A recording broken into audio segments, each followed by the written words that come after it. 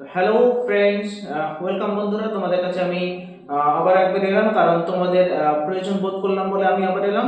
কারণ আজকে যেটা নিয়ে আমি আলোচনা করব সেটা অবশ্যই হচ্ছে তোমাদের যে অঙ্ক পরীক্ষাটা হয়ে গেল, সেই অঙ্ক পরীক্ষার রেজাল্ট, অর্থাৎ অঙ্ক পরীক্ষা কে কেমন দিলে, অর্থাৎ তোমাদের উত্তর ঠিক হয়েছে না ভুল হয়েছে একবার মিলিয়ে নিতে পারো। আমরা এখন তোমাদের অঙ্কের সমাধান, অর্থাৎ তোমাদের আজকে যে অঙ্ক পরীক্ষাটা হলো, প্রশ্নপত্র যেটা পেয়েছিলে সেটার আমি এক ধার থেকে আজ অ্যান্সারগুলো বলবো, তোমরা মিলিয়ে নাও। হতে পারে তোমাদের অ্যান্সার ঠিক অথবা ভুল। তো দেখে নাও তোমাদের কোন অ্যান্সারটা ঠিক এবং কোন অ্যান্সারটা ভুল হয়েছে, তো একটু মিলিয়ে নাও। আমি প্রথমেই তো চলে আসবো। দেখো তোমাদের প্রশ্নপত্রে 1 নম্বর দাগে যে প্রশ্নগুলো আছে আমি একটু মিলিয়ে দিচ্ছি, দেখবা হয়তো সবার কোশ্চেন পাশাপাশি কোশ্চেন মিল নাও থাকতে পারে। সেট তৈরি করা হয়েছে, তো আমি প্রশ্নগুলো পড়ছি, দেখে নাও, উত্তরগুলো মিলিয়ে নাও। প্রথম প্রশ্ন ছিল তোমাদের যে ঊর্ধ্বক্রমে সাজানো, ওকে, 1-এর 1 ছিল ঊর্ধ্বক্রমে সাজানো, সেটা উত্তর হবে 1-এর বি, অর্থাৎ হবে 126। ওকে, প্রথম প্রশ্ন উত্তর হবে 126। দ্বিতীয়তে চলে আসে, দেখো 2 নম্বরে একটি লম্ব বৃত্তাকার চোঙ একটি অর্ধগোলকের ব্যাসার্ধের সমান এবং এদের আয়তন সমান, চোঙটির উচ্চতা অপেক্ষা অর্ধগোলকের উচ্চতা শতকরা কত বেশি। ওকে, 2 নম্বর যেটা আছে সেটা হচ্ছে তোমার 2 নম্বর অপশন ডি হবে 200%। 2 নম্বর অপশন ডি হবে 200%। ওকে, নেক্সট দেখো আমরা চলে আসি পরের পেজে। 3 নম্বর যে প্রশ্নটা ছিল যে একটি ত্রিভুজে 3টি বাহুর দৈর্ঘ্য sec থিটা 1 এবং tan থিটা যেটা বলেছে, তো ত্রিভুজের বৃহত্তম কোণটির মান কত, সেটা উত্তর হবে অপশন ডি 90 ডিগ্রি। সেটা উত্তর হবে অপশন ডি 90 ডিগ্রি।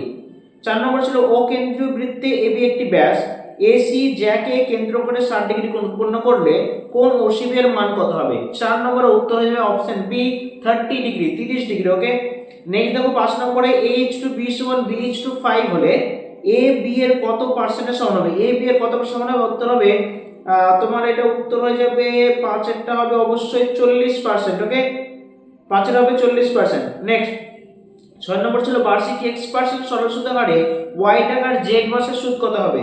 তার উত্তর হবে অপশন এ xyz বাই 1200 টাকা, xyz বাই 1200 টাকা। চলো 2 নম্বরে চলে আসি। দেখো একই ছিল p প্লাস q সংখ্যক সংখ্যার গড় x, এর মধ্যে p সংখ্যক সংখ্যার গড় y হলে অবশিষ্ট q সংখ্যক সংখ্যার গড় কত হবে। এটা উত্তর হবে px plus qx minus py by q, অর্থাৎ x কমন নিয়ে p প্লাস q ব্র্যাকেটে ভরে দিয়ে minus py by q। Okay, next দেখো 2 নম্বর, আর একক দৈর্ঘ্যের ব্যাসার্ধ বিশিষ্ট একটি নিরেট অর্ধগোলক থেকে সর্ববৃহৎ যে নিরেট শঙ্কু কেটে নেওয়া যাবে তার আয়তন হবে কত। এটা উত্তর হবে পাই আর কিউব বাই 3 অথবা 1/3 ইনটু পাই আর কিউব। ওকে, চলো 3 নম্বরে চলে আসি। sin square theta plus 2x cos square theta সমান 1 হলে তবে x এর মান কত। x এর মান হয়ে যাবে এখানে তোমাদের হাফ, 1/2। নেক্সট দেখো 4 নম্বরে একই তলে অবস্থিত দুটি বৃত্তের দুটি সাধারণ স্পর্শ করলে দুটি বৃত্ত পরস্পর কি করবে, দুটি বৃত্ত যদি পরস্পর মিলে যায় তাহলে যে একটা ছেদ তৈরি হবে এটাকে বলা হয় বহিঃস্পর্শ বা স্পর্শক, বহিঃস্পর্শ বা স্পর্শক। ওকে, নেক্সট 5 নম্বরে চলে আসি। যদি x * 4 - √3 সমান y * 4 + √3 সমান 1 হয় তাহলে x² + y² এর মান হয়ে যাবে তোমার 4 এর হয়ে যাবে 38/169। 5 এর উত্তর হবে 38/169, 38/169। 6 নম্বর বলেছে একটি ব্যবসায়ী পিন্টু আমনের 1.5 গুণ টাকা দিয়েছিল, ডেভিড আমনের 2.5 গুণ টাকা দিয়েছিল। আমন, পিন্টু ও ডেভিডের মূলধন অনুপাত কত হবে। এটা উত্তর হবে তোমাদের 2:3:5। তার মধ্যে একটা কথা বলে রাখি, আমরা যে সাজেশন তোমাদের কাছে নিয়ে এসেছিলাম জ্যামিতি থেকে উপপাদ্য সম্পত্তির উপরে, সেগুলো সবগুলো কমন ছিল, তোমরা মিলিয়ে নিতে পারো। তো আমাদের যদি কেউ যদি ভিডিও দেখে থাকো তাহলে তোমরা নিশ্চয়ই বুঝতে পারছো কতটা কমন এসেছিল। তবে বলবো যারা একটু অঙ্কতে একটু কাঁচা তাদের ক্ষেত্রে এমসিকিউ এসিকিউ একটু কঠিন ছিল, এটা বলাই যায়, তবে মোটামুটি ঠিকই ছিল। চলো নেক্সট পেজে চলে আসি। 3 নম্বরে সত্য মিথ্যা। 3 নম্বরে সত্য মিথ্যা অঙ্কগুলো দেখো এখানে করা হয়েছে। যেটা বলেছিল প্রথমে যে সংখ্যা গুরু মান সমান 2 গুণ মধ্যমা সমান -3 গুণ যোগী গড়, এটা হবে কিন্তু তোমার এটা হয়ে যাবে তোমার মিথ্যা। ওকে, প্রথমটা হবে মিথ্যা। এখানে আমি প্রত্যেকটা বলে দিচ্ছি। দেখো 1 থেকে 6 পর্যন্ত সত্য মিথ্যা ছিল, যেখানে মাত্র 4 নম্বরটা একমাত্র সঠিক উত্তর, সেটা ছিল সত্য। এবিসিডি একটি বৃত্তস্থ চতুর্ভুজ, কোণ এডিবি সমান x ডিগ্রি এবং কোণ এবিডি সমান y ডিগ্রি হলে কোণ বিসিডি এর মান কত হবে, সেটা বলা ছিল x + y/0, যেটা ছিল ব্র্যাকেটের উপর দিয়ে। সেটা উত্তর কিন্তু একমাত্র সত্য হবে, বাকিগুলো কিন্তু একটাও সত্য হবে না, সবগুলো কিন্তু এফ হবে বা মিথ্যে হবে। ওকে, চলে আসি 4 নম্বর। 4 নম্বর প্রশ্ন উত্তর করে দেখো, একটু ভালো করে মিলিয়ে নাও।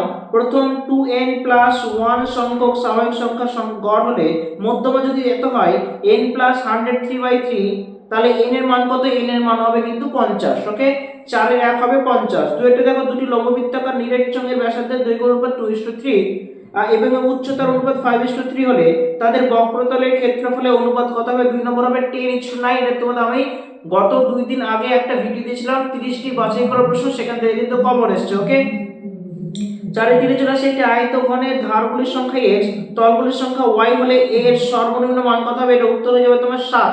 3 এর হয়ে যাবে 7। 4 নম্বর দেখো, cos 4θ sin 4θ সমান 2/3 হলে 1 2 sin স্কয়ার থিটার মান নির্ণয় করে। এটার উত্তর হবে 2/3। ওকে, 2 এর 3। 5 নম্বর দেখো, sin θ প্লাস 30 ডিগ্রি সমান cos 15 ডিগ্রি হলে cos 2θ এর মান কত? এটা উত্তর হয়ে যাবে 5।